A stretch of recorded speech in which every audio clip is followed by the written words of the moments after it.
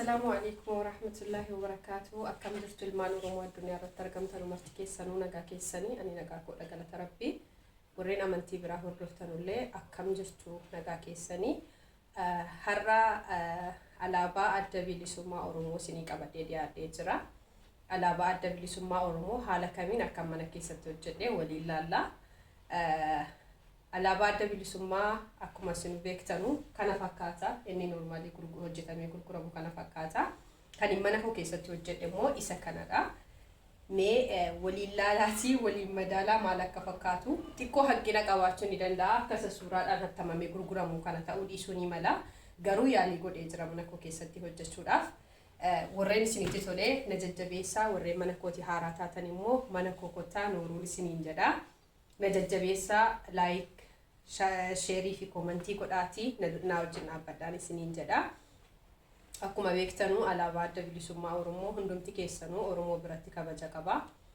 inni kaan dadaara suuqataa inni kaan immoo afata fay godhata inni kaan algaarallee kan kaayatu argee jira ana kayaada kootiitti garuu waan lama qofaatti fayyadama alaabaa adda bilisummaa Oromoo inni tokko akka kana dadaaraan suuqa maalii fi bakka kabaja qabu taa'uu qaba bakka miilii namaan qaqqabne dhiigaan dhufe waan ta'eef jechuudha akkuma sanallee ani siinii bunaa jala hin kaa'u mana kootti yoon danda'e xaawulaa koriidarii irra taa'u irra kaa'ee suuraa gootu ta'a irra kaa'uudha suuqamuudhaan alatti jechuudha kanaan alatti garuu afata yookaan immoo bakka siinii bunaa hin qaqqabsiisu jechuudha kun isin ilaallata ani yaada kootiidha kuni akkuma beektan alaabaa adda bilisummaa hojjechuudhaaf kirrii gosa sadiin itti fayyadame goseen sadeen kunis diimaaf magariisa bifa keellooti kanaafuu kanarraa kan ka'e alaabaa kana fakkaatu hojjedhee jira viidiyoo isaa waliin ilaallaa irra keessa isaati kun immoo jala isaati jechuudha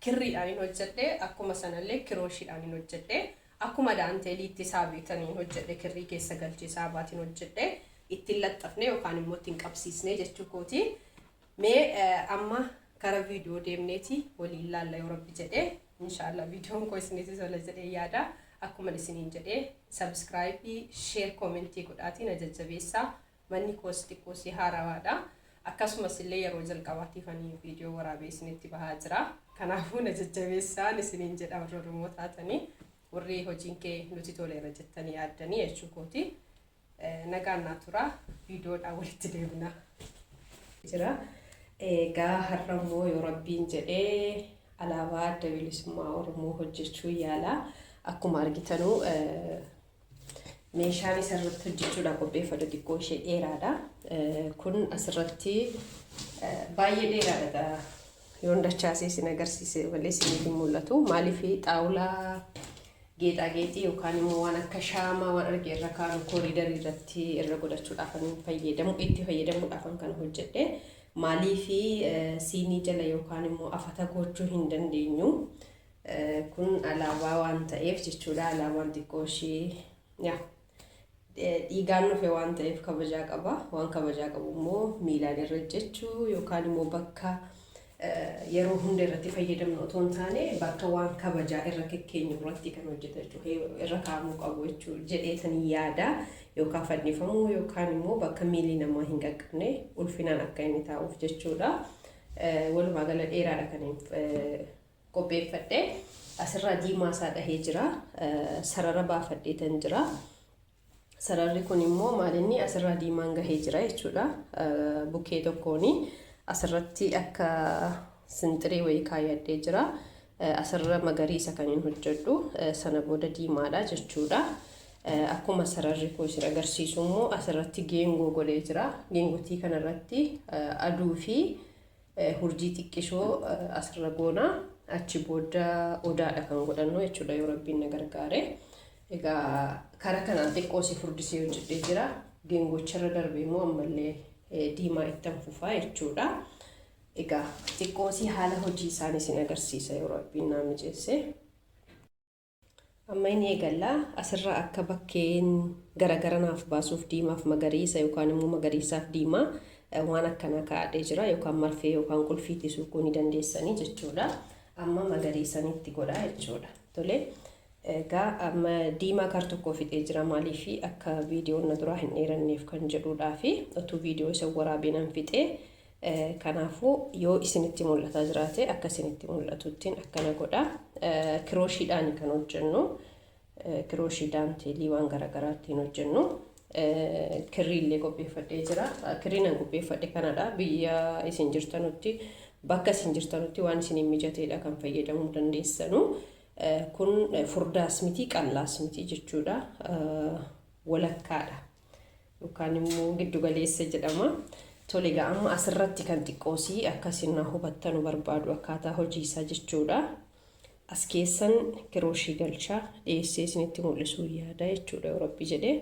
Kirooshicha ergan galchee ka'ee booddee haala kanaan kanii akkanatti akka booda walii isin jalaa hin sassaabamnee fi akka hodhamee wayiiti yoo asirratti kan mul'atu isinitti mul'atu ta'e hodhamaadha kan inni fakkaatu. Ol qabeellee hojjedhee isin agarsiisuudhaan yaala yoo Rabbi jedhee.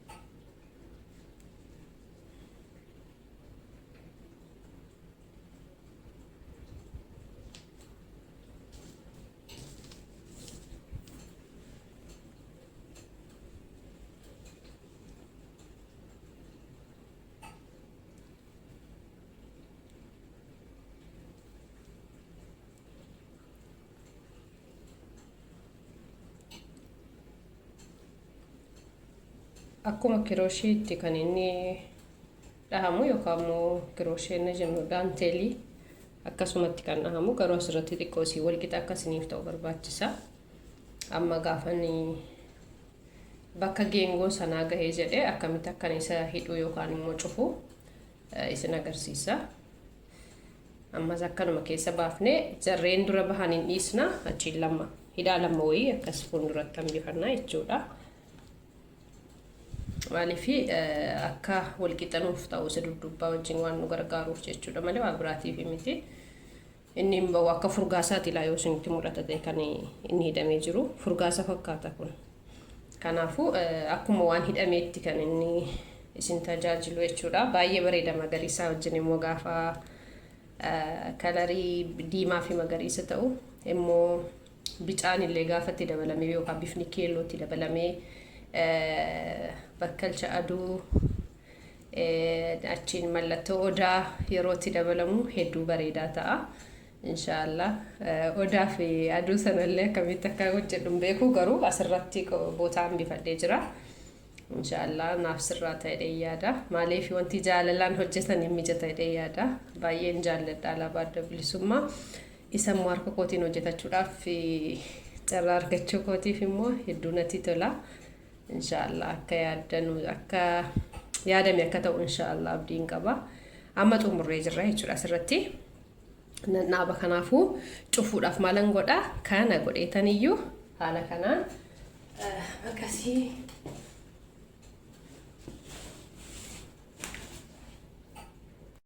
egaa akkuma argaa jirtanu hanga kana hojjettee jira. Akkuma isinitti mul'atu baay'ee dheeraadha xiqqoo sina tursiisee jira. Amma immoo odaallee xiqqoosii akkanaaf mijatuuf asirratti eegalee jira. Asirratti immoo halluu keelloodha kan hin godhu akkuma alaabaa adda bilisummaa Oromootti beektanu jechuudha. Amma egaa diimaallee garanaaf garasii fixee jira. Kara kanaan diimaas magariisa hunduma fixee jira. Amma kan naafu odaadhaa fi halluu keelloo asirratti urjii xiqqoo isheeti kan naafu jechuudha. Sararadeen jira asirratti urjii xiqqoo isiin godhadha. Kara odaan itti garagaletti asirratti illee mallattoo urjii fakkaatu hojjedhee jira. Egaa nan eegala kan mallattoo odaa sanan amma dhiiseetan halluu magariisa xumuruun qaba jechuudha. Akkasitti mul'atu isinitti dhiyeessa yeroo fedhe. Haaluma kanaan amma magariisni kan dhumaati jechuudha. Ergan kana xumuree ka'ee bifa keellooti kan inni itti dabalu. Achumarraan illee irratti urjii xiqqaa takka odaa gubbaatti jechuudha.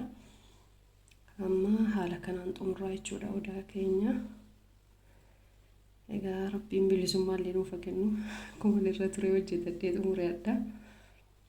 Baay'ee namatti tola. Haala kanaan nan guduunfaa jechuudha asirratti ilaalaa jirtu yoo ta'e.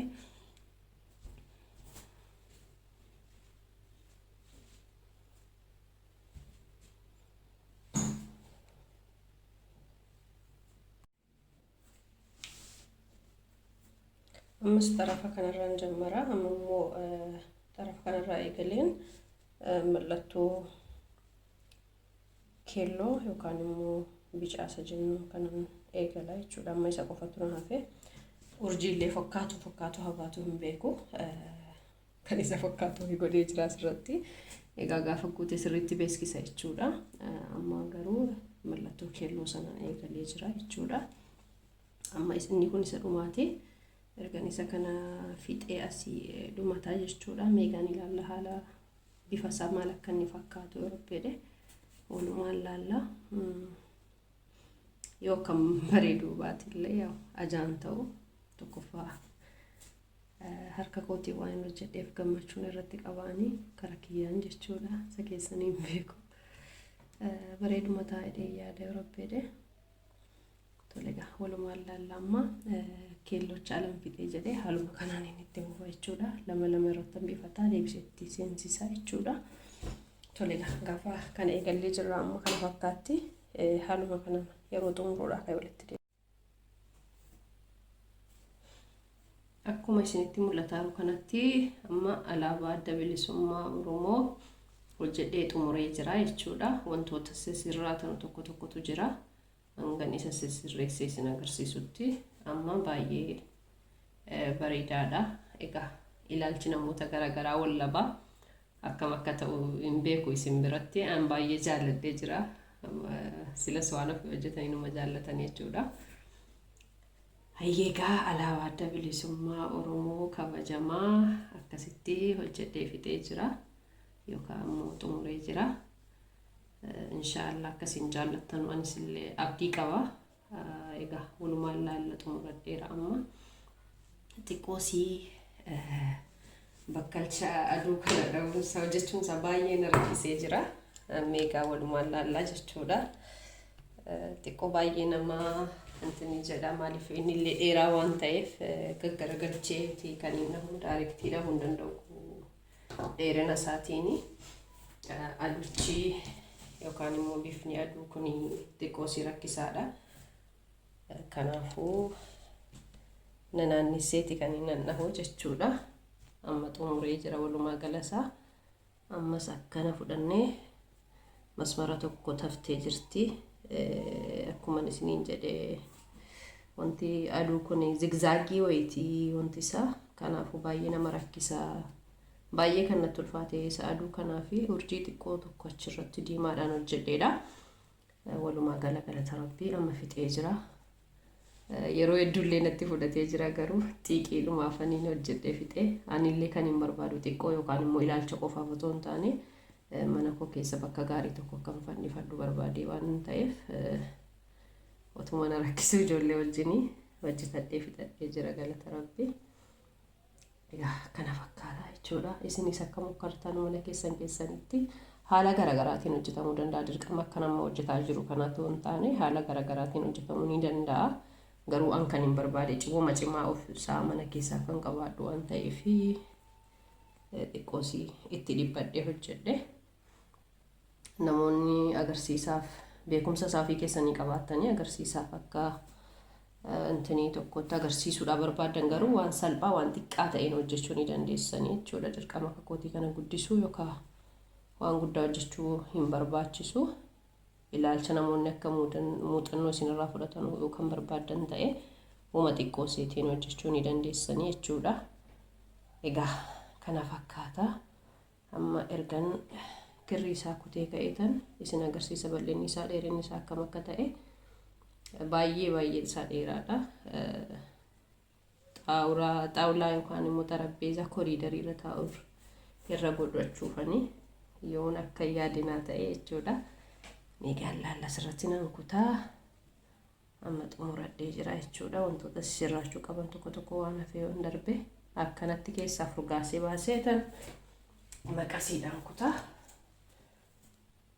Ayyee akkanattiin kutaa isa kana nan qabadha. Akka inni na duraa hin cinne deebisee immoo qixxee isa kanaatti kutaa jechuudha akka irraa hin beekamne. Ayyee amma xumuree jira. Akkuma isiniin jedhee baay'ee isaa dheeraadha. Yoon dalgaan akkasitti sin agarsiise kana isaa kukkutee tanas sirreessa kana booddee egaa kana fakkaata baay'ee dheeraadha. Asirraa kunooti mallattoon odaa urjiin illee kana fakkaata yookaan immoo bal'inaan sin agarsiisa booda. Isiin kun xiqqoo si diimaan siin duraa dhokattee jirti. Walumaa gala garuu urjiin itti fakkaata. Akkasigaa kana fakkaata. Baay'ee isaa dheeraadha. Fageenyaan isinitti agarsiise kaameraan illee hunda sana agarsiisuu hin danda'u. Kana fakkaata egaa.